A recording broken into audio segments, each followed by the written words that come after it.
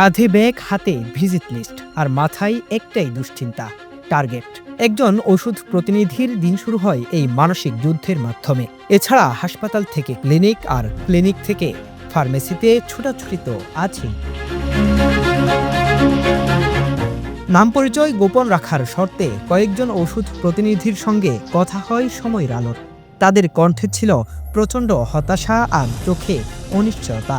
অনেকেই কষ্ট চেপে রাখেন, কারণ মুখ খুললেই চাকরি চলে যাওয়ার ভয়। কিছু ডিব্বা কোম্পানি যারা বলে, এরা করছে কি ক্লাস 8 পাস 9 পাস নন ম্যাট্রিক এদেরকে নিয়ে যাচ্ছে, নিয়ে এদেরকে ওই জায়গায় নিয়োগ দেওয়ার পর এদেরকে ডক্টর ফ্রন্টে পাঠাচ্ছে, যে ওষুধগুলো মানুষের বডির জন্য কোনো দরকারই নয়। এই সব কোম্পানির কারণে ভালো কোম্পানি যারা আছে বাংলাদেশে, যারা রেজিস্টার্ড কোম্পানি আছে, এদেরকে ওই কোম্পানিগুলোর জন্য দায়ভার নিতে হচ্ছে। অরিজিনাল যারা দালালি করে রুগীগুলোকে নিয়ে যাচ্ছে অন্য ক্লিনিকে টেস্ট করার জন্য, এরা হচ্ছে অরিজিনাল দালাল। টার্গেট মিস মানেই ম্যানেজারের চাপ, অপমান আর গঞ্জনা। চাকরি খেয়ে ফেলার হুমকিও দেওয়া হয় মাঝে মাঝে।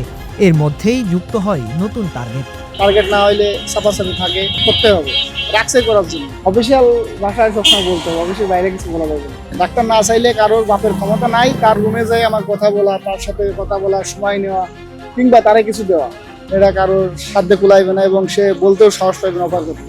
ডাক্তার চাই বলেই এটা পায় এবং দেওয়া হয়।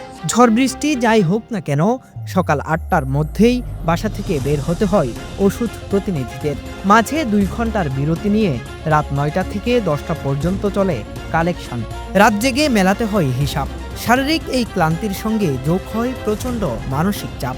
এতে অনেকে অসুস্থ হয়ে পড়েন, চাকরি ছেড়ে দেন অনেকেই। ছবি তোলার নীতিমালা তো তত্ত্বাবধায়কের সময় থেকে বন্ধ। প্রেসক্রিপশনের ছবি তুলতে যাই অনেক সময়, এটা জানার জন্য যে ডাক্তাররা এই যে রুগীটা গেছে ওনার সমস্যাটা কি এবং কি কারণে কোন মলিকিউলটা ডাক্তারে আসলে লিখতেছে। কয়েক মাস আগেই পিজিতে কাজ করতে যেয়ে ল্যাপটপ ছিল, ফোন ছিল, এগুলো মাটিতে ফালাই দিয়ে পারাইছে আনসার। ইদানিং ওষুধ প্রতিনিধিদের নিয়ে সৃষ্টি হয়েছে বিভ্রান্তি। রোগীর প্রেসক্রিপশনের ছবি তোলা নিয়ে অনেক সমালোচনা হচ্ছে। অনেকেই তাদেরকে সরকারি হাসপাতালে থাকা দালালের সঙ্গে গুলিয়ে ফেলছেন। সঙ্গে তাদের মাধ্যমে চিকিৎসকদের সুবিধা গ্রহণ নিয়েও সমালোচনা আছে।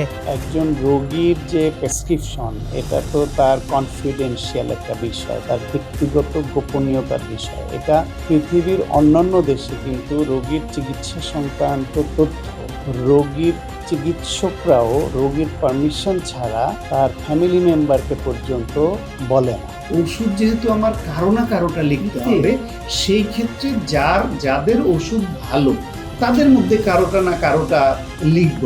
শুধুমাত্র তার কোনো বিশেষ সুবিধা প্রাপ্ত হয়ে ওষুধের মান যাচাই না করেই লিখব, এটা যদি কোনো চিকিৎসক করে থাকেন তাহলে চিকিৎসক হিসেবে তিনি খুবই অনৈতিক পথ।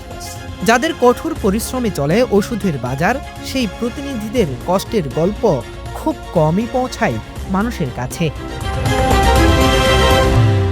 জাহিদুল ইসলাম আরিফ, সময়ের আলো, ঢাকা।